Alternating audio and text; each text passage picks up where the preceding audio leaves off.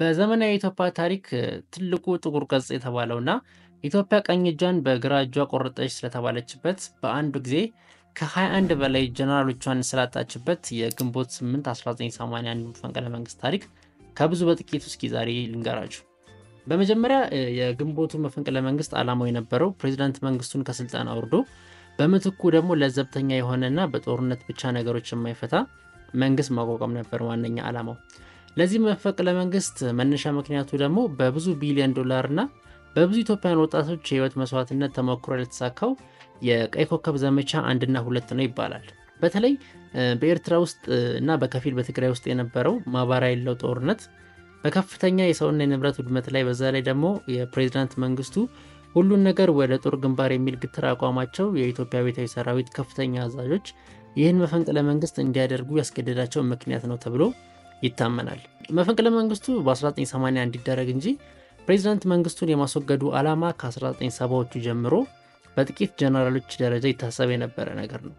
በተለይ በዋነኝነት መንግስቱ መወገድ አለበት እንዲባል ያስባላቸው ነገር ወይም መንግስቱ እንዲወገድ ያስገደዳቸው ነገር ኢትዮጵያውያን ጀነራሎች የሚያወጧቸውን የጦር ዘመቻዎችና እቅዶች ፕሬዝዳንት መንግስቱ ችላ ያሉ በምትኩ የሶቪየት ህብረት ጦር አማካሪዎች የሚነግሯቸውን እቅድ እንዲተገበር በማዘዝ በተደጋጋሚ ሰራዊቱ ላይ ከባድ መስዋዕትነትና ቁሳዊ ኪሳራ ማስከፈላቸው ነው ተብሎ ይነገራል። ብቻ የመፈንቅለ መንግስቱን ሐሳብ በማመንጨትና አባላትን በማሰባሰብ እንዲሁም በህቡ በማደራጀት የሚታወቁት ሜጀር ጀነራል ፋንታ በላይ ናቸው። እንግዲህ ከረጅም ጊዜ ሚስጥራዊ ምክክር በኋላ መቼ ይሁን መፈንቅለ መንግስቱ ተብሎ ቀኑ ሲጠበቅ መቼ ይወስናሉ? ግንቦት 8 1981 ይወስናሉ።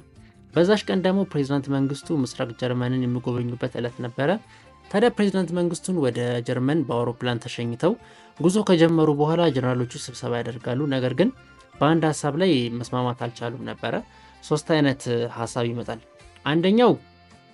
አንደኛው ቡድን የመንግስቱ አውሮፕላን በጀት ይመታና ይገደሉ ሲሆን፣ ሁለተኛው ደግሞ መንግስቱ ከሚገደሉ በግድ አስመራ እንዲያርፍ ተደርጎ በቁጥጥር ስር ይዋሉ ሲሆን፣ ሶስተኛው ደግሞ አንድ ሰው ለመግደል ብለን እንዴት ብዙ ሰላማዊ ሰዎችን መግደል አለብን ብለው የፕሬዝዳንቱን መንግስቱን አውሮፕላን መምታቱን ይቃወማሉ። ታዲያ እነዚህ ጀነራሎች በዚህ ሐሳብ ላይ ሳይስማሙ ፕሬዝዳንት መንግስቱን የያዘው አውሮፕላን የኢትዮጵያን አየር ክልል ለቆ ያው ወደ ቀይ ባህር አድርጎ ወደ አውሮፓ ይጓዛል ማለት ነው። ያው እንደምናውቀው ደግሞ መፈንቅለ መንግስት ሲደረግ ቲቪዎች፣ ሬዲዮ ጣቢያዎች፣ ትልልቅ የመንግስት ቢሮዎች መያዝ አለባቸው። ስለዚህ ለዚህ ጉዳይ ተብሎ ደግሞ ከአስመራ በአንቶኖቭ እና በሄሊኮፕተር 102ኛ የኮማንዶ ክፍለ ጦሮች ኮማንዶዎችን ጭነው እንዲያመጡ ይደረጋሉ ወደ አዲስ አበባ ማለት ነው። በቅዱ መሰረት ማለት ነው ይሁሉ። ታዲያ በዛውም ኤርትራ ላለው ትልቁ ሁለተኛው ቤታዊ ሰራዊት መልእክት ተላከ። መልእክቱም ምንድነው? በቅዱ መሰረት ፕሬዝዳንት መንግስቱ ተገለዋል፣ ከስልጣንም ወርደዋል የሚል ነበር።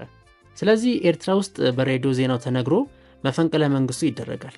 በዛውም ወታደሮችን ለድጋፍ ወደ አዲስ አበባ በአውሮፕላን ይላካሉ ማለት ነው ኮማንዶዎች። ትልቅ ችግር የተፈጠረው ግን እዚህ ጋር ነው እና ነገሩም ይሄ መፈንቅለ መንግስትም እንዲከሽፍ ያደረገው ነገር እዚህ ጋር ነው የተፈጠረው።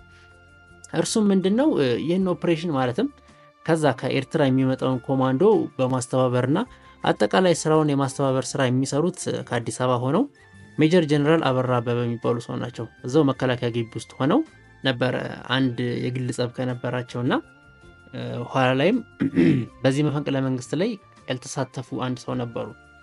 ከሜጀር ጀነራል ኃይለ ጊዮርጊስ ጋር ሆነው ኃይለ ቃል ይነጋገራሉ እዛ ግቢ ውስጥ። በኃይለ ቃሉ ውስጥ አንድ ሁለት ይባባሉና መጨረሻ ላይ ኃይለ ቃሉ ወደ ጉልበት ተቀይሮ መከላከያ ሚኒስትሩን ይገሏቸዋል ማለት ነው ሜጀር ጀነራል አበራ አበበ። ከዛ እሳቸውን ከገደሉ በኋላ ወደ ቢሮ ይመለሳሉ። ነገሩን ለመናገር ቢሮ ሲገቡ እነዛ ትልልቅ ጀነራሎች ሲወያዩበት የነበረውን ቢሮ ጀነራሎቹ ቢሮ ስላልበቃቸው ለቀው ወደ ትልቅ ቢሮ ሄደው ነበር። ታዲያ እዚህ ጋር እኚህ መከላከያ ሚኒስትር የመጡት ሁላችንንም ሊያስሩ ነበረ። ስለዚህ ስብሰባ ላይ የነበሩትን ጀነራሎች አስረዋቸው ነው ማለት ነው። ስለዚህ እኔም አለቀልኝ ብለው ፈርተው ያው መከላከያ ሚኒስትሩን እዚህ ፍሎ አካባቢ ያለውን በአጥር ዘለው ሰውየው ያመልጣሉ ማለት ነው እኚህ ጀነራል። አሁን ምን ችግር ተፈጠረ? ከኤርትራ በአንቶኖቭ እና በሄሊኮፕተር እየመጣ ያለውን የኮማንዶ ጦር መመሪያ የሚሰጥ እዚህ ግባ፣ እዚህ ተቆጣጠር፣ እዚህ ሂድ የሚለው ሰው ይጠፋል ማለት ነው፣ አመራር የሚሰጠው ይሄን ሰው። በተመሳሳይ ሰዓት ደግሞ የፕሬዝዳንት መንግስቱ ልዩ ጥበቃ ብርጌድ የሆነ ጦር ስለዚህ ህገወጥ ስብሰባ ይሰማና እንዲሁም መፈንቅለ መንግስቱን ይሰማና በሻምበል መንግስቱ ገመቹ እየተመራ ከቤተ መንግስት ታንክ ይዞ በመውጣት መፈንቅለ መንግስት ይደረግበታል የተባለውን ኪቢ ዙሪያውን በታንክ ይከብና በሰላም እጃቸውን እንዲሰጡ በድምጽ ማጉያ ይጠይቃል። ከአስመራ የመጣውም ጦር ትዕዛዝ የሚሰጠው ሰው ባለመኖሩ በቀላሉ ወደ መስመር እንዲገባ ይደረጋል። ከዚህ በኋላ ነገሮች ጥሩ አልነበሩም። ስብሰባ ላይ የነበሩት ከ10 በላይ የሚሆኑ ሲኒየር ጀነራሎች ቶሎ ውሳኔ መወሰን ባለመቻላቸው የአየር ኃይልን ድጋፍ ደግሞ የከበባቸውን ታንክ ላይ ቦምብ እንዲጥላቸው ቢሞክሩም እሱም ባለመሳካቱ በተጨማሪም የሜጀር ጀነራል አበራ አበበ መጥፋት እዚህ ላይ ተደማምሮ ምርጫ በማጣታቸው ኢታማጆር ሹሙ የነበሩት ሜጀር ጀነራል መርዕድ ንጉሴና ሌሎች ራሳቸውን ሲያጠፉ ብዙዎቹ ደግሞ እጃቸውን ሰጡ። ይህ ሁሉ የሆነው ከጠዋት 3 ሰዓት እስከ አመሻሹ ድረስ ነው የሁሉ ነገር የተፈጠረው ማለት ነው። ኤርትራ ውስጥ ደግሞ መፈንቅለ መንግስቱ እንደታሰበው ተሳክቶ የነበረ ቢሆንም ነገር ግን ፕሬዝዳንት መንግስቱ ይህን ዜና ሰምተው ምሽቱን ከምስራቅ ጀርመን ጉብኝታቸውን አቋርጠው ስለመጡ ሞቷል የተባለውም የውሸት መሆኑ በመታወቁ ሰራዊቱ ወደ መንግስቱ ኃይለማርያም በማርላቱ ከ2 ቀናት የመፈንቅለ መንግስት ጉዞ በኋላ በግንቦት 10 ራሱ አዛዦቹን የሁለተኛው የኢትዮጵያ ሰራዊት ማለት ነው ሜጀር ጀነራል ደምሴ ቡልቶን ጨምሮ ሌሎች እስከ 18 ድረስ የሚገመቱ ከፍተኛ አዛዦችን በአሰቃቂ ሁኔታ ገደለ ማለት ነው። ያው ኮማንዶ ጦር የመጣው ኮማንዶ ተመልሶ ሄዶ መንግስቱ አዛውት ማለት ነው እነዛን ጀነራሎች ገደላቸው። አብዛኞቹን አስክሬናቸውን አስፓልት ላይ ምናምን ሲጎትት ነበር አስመራ ከተማ ውስጥ። መፈንቅለ መንግስቱም ያው በግንቦት 10 ሙሉ በሙሉ ከሸፈ ማለት ነው።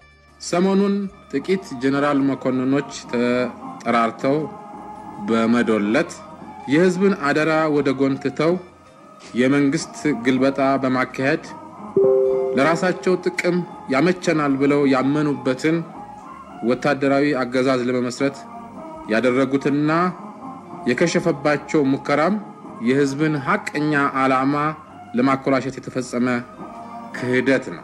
በስልጣን ጉጉት ማመዛዘን ተስኗቸው ጥቂት ከሃዲዎች በመሃል ሀገር ያደረጉት በህዝቡ መስዋዕትነትና ተሳትፎ መሰረት የጣለውን ህዝባዊ ስርዓት የማናጋት ሙከራ ለሀገር አንድነትና ለአብዮቱ ዓላማ መከበር ጸንተው በቆሙ የህዝብ ልጆች ቆራጥ እርምጃ መክሸፉ ይታወቃል።